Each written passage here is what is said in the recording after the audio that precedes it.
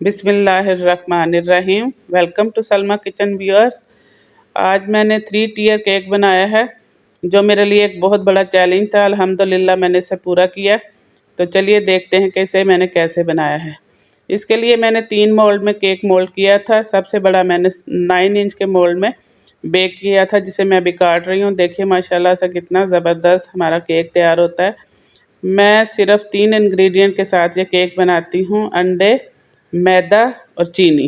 نہ میں اس کے اندر آئل ڈالتی ہوں، نہ میں اس کے اندر بیکنگ پاؤڈر ڈالتی ہوں۔ ہاں، اگر آپ نے فونڈنٹ کیک بنانا ہو تو پھر آپ اس کے اندر آئل ایڈ کر سکتے ہیں، اس سے تھوڑا ہیوی ہو جاتا ہے اس کا ٹیکسچر۔ تو دیکھیے ماشاءاللہ سے کتنا زبردست بنا ہے۔ اب میں نے یہ لیا ہے پائن ایپل کا ڈبہ اور اس کو میں نے پیالی میں ڈال کے اسی کے سیرپ سے میں اس کو سوک کر رہی ہوں۔ اب میں آپ کو سب سے پہلے ایک ٹپ بتاتی ہوں کہ جب بھی آپ نے ملٹیپل ٹیئر کیک بنانا ہو تو آپ نے کبھی بھی کیک کو بہت زیادہ سوک نہیں کرتا، جیسا کہ ہم عام طور پر 1 ٹیئر کیک کو ہم سوک کرتے ہیں بہت اچھی طرح سے، تو وہ بہت زبردست بنتا ہے۔ لیکن ہم نے ملٹیپل ٹیئر کیک کے اندر سوکنگ بہت کم کرنی ہے، بلکہ نہ ہونے کے برابر کرنی ہے، کیونکہ ہم نے ان کے اوپر دوسرے کیک کو بھی رکھنا ہے۔ تو اس طرح اگر سوکنگ زیادہ ہوگا تو کیک ٹوٹنے کا اور گرنے کا یا سلپ ہونے کا خطرہ رہے گا۔ تو میرے لیے ایک بہت بڑا چیلنج تھا ماشاءاللہ سے، جسے میں نے آج پورا کیا، اور میں بہت خوش ہوں کہ میں نے جس طرح کی پکچر تھی اس کے مطابق ہی میں نے اسے ریڈی کیا ہے۔ میں نے یہ کیک 3 فلیورز میں تیار کیا ہے۔ یہ جو ابھی بنا رہی ہوں یہ پائن ایپل فلیور میں تھا۔ اس کے اندر میں نے پائن ایپل ڈالا تھا اور پائن ایپل سیرپ سے اسے سوک کیا تھا، اور اس کی کریم میں میں نے پائن ایپل ایسنس ڈالا تھا۔ اس لیے مجھے یہ تھوڑا مشکل لگ رہا تھا، کیونکہ یہ تینوں جو ٹیئر کیک تھے تینوں کے الگ الگ فلیور تھے۔ یہ والا پائن ایپل تھا۔ اب یہ دوسرے جو کیک میں نے ریڈی کیے تھے، دوسرا والا میں نے چھوٹا والا میں نے 6 انچ کے مولڈ میں بیک کیا، اور دوسرا والا میں نے 7 انچ کے مولڈ میں۔ مجھے چھوٹا والا تو 5 انچ کے مولڈ میں بیک کرنا چاہیے تھا، لیکن میرے پاس 5 انچ کا مولڈ نہیں تھا، تو اس لیے میں نے اس کو 6 انچ کے مولڈ میں بیک کیا تھا، تاکہ بعد میں جتنا ضرورت کے مطابق رکھنا ہوگا رکھ لوں گی، باقی کاٹ دوں گی۔ تو یہ دوسرا فلیور والا کیک میں ریڈی کر رہی ہوں۔ یہ 2.5 پاؤنڈ کا میں نے بنایا تھا، اور میں نے بہت اچھی طرح اس کو تیار کی تھا، بھر کے اس کے اندر میں نے ساری چیزیں ڈالی تھی تاکہ میرا کسٹمر خوش ہو۔ تو یہ دوسرا میں کیک تیار کر رہی ہوں۔ ویورز، آپ کو نہیں پتہ کہ میں نے یہ کتنی چیلنج کے ساتھ یہ کیک بنایا تھا۔ پہلے تو میں آرڈر لیتے ہوئے ڈر رہی تھی کہ پتہ نہیں میں اتنا بڑا کیک بنا پاؤں گی کہ نہیں بنا پاؤں گی۔ پھر میں نے اپنے بچوں سے پوچھا، انہوں نے کہا آپ کر لیں گے، آپ لے لیں گے، کیونکہ یہ میرا فرسٹ ایکسپیرینس تھا۔ کیک تو میں بہت بناتی ہوں، لیکن میں نے اتنا بڑا آرڈر ورک اس سے پہلے کبھی نہیں کیا تھا۔ کیک کو اوپر نیچے رکھنا بھی ایک بہت بڑا کام ہے۔ تو یہ جو 3rd والی لیئر ہے، اسے میں نے تقریباً 5 انچ کے برابر رکھ کے کاٹ لیا ہے، اور اس کو میں نے بلو بیری فلیور میں تیار کیا تھا۔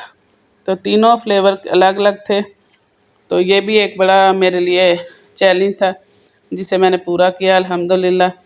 اور سب سے اہم بات یہ کہ جب بھی آپ آرڈر لینا تو آپ کیک کی جو پہلے لیئر تیار کر کے ان کی کرم کوٹنگ کر کے فریج میں رکھ دیں، تاکہ جب دوسرے دن آپ اس کے اوپر آئسنگ کریں تو یہ اچھی طرح سے سیٹل ہو چکا ہو۔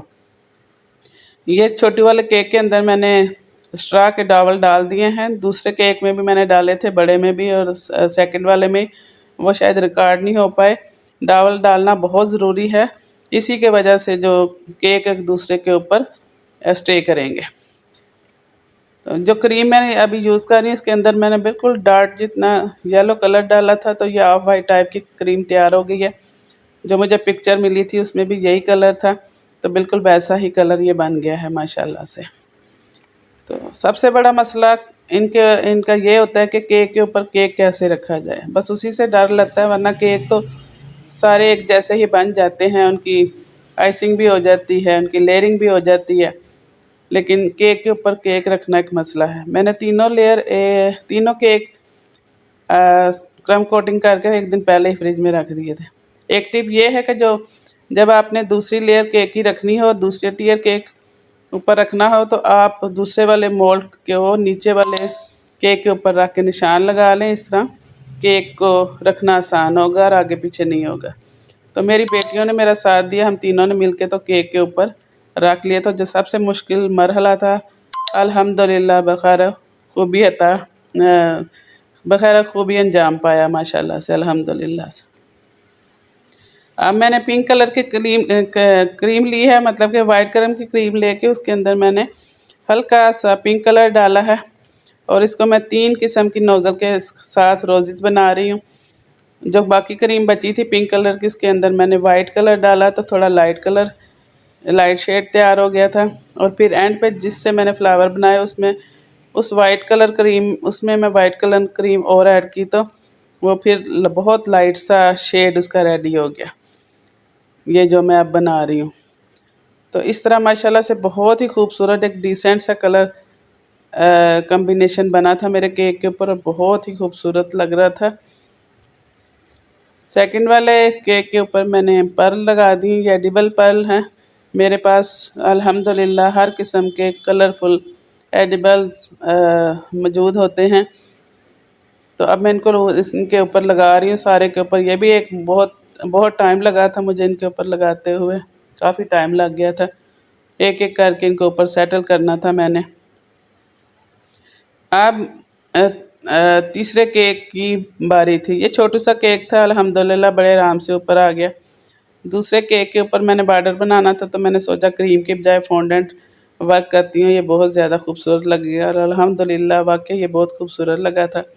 میں نے مولڈ کے اندر فونڈنٹ ڈال کے اسے ریڈی کیا تھا۔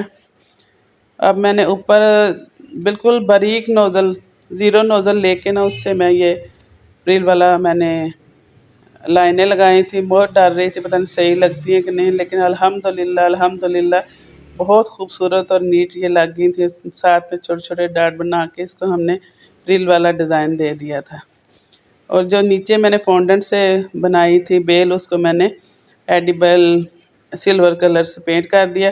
اوپر بھی میں نے فونڈنٹ میں ایک اسپیشل ڈے کا ٹیگ بنا کے لگا دیا۔ امید کرتی ہوں آپ کو میری کاوش پسند آئی ہوگی۔ اس کے ساتھ ہی اجازت چاہتی ہوں، اپنی دعاؤں میں یاد رکھیے۔ اللہ نگہبان، اللہ حافظ۔